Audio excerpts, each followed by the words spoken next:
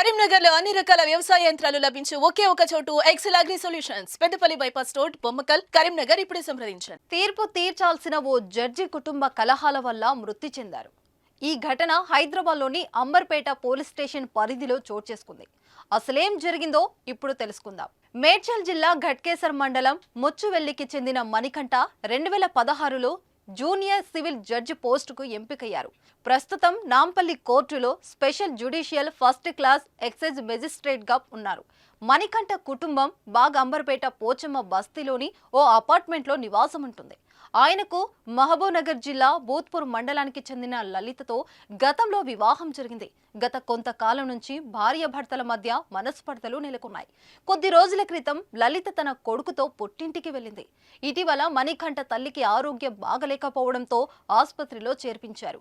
మణికంఠ తండ్రి ఆసుపత్రిలోనే ఉంటూ భార్యను చూసుకుంటున్నారు. ఒకవైపు తల్లి ఆరోగ్యం బాగలేక ఆసుపత్రిలో ఉండగా మరోవైపు భార్య కొడుకుతో పుట్టింటికి వెళ్లడంతో మణికంఠ ఆవేదనకు గురయ్యారు. ఆదివారం ఆయన భార్యకు ఫోన్ చేయగా ఇద్దరి మధ్య వాగ్వాదం చోటు చేసుకుంది.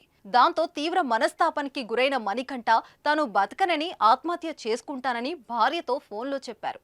అన్నట్లుగానే క్షణికావేశానికి లోనైన మణికంఠ బెడ్రూమ్లోకి వెళ్లి డోర్ వేసుకుని భార్య చున్నితో ఫ్యాన్ కూరేసుకున్నారు. తండ్రి శ్రీశైలం ఫిర్యాదు మేరకు పోలీసులు కేసు నమోదు చేశారు. ఈ సమాచారం తెలుసుకున్న తోటి జడ్జీలు, న్యాయవాదులు ఉస్మానియా మార్చురికి తరలివచ్చి తీవ్ర దిగ్భ్రాంతి వ్యక్తం చేశారు.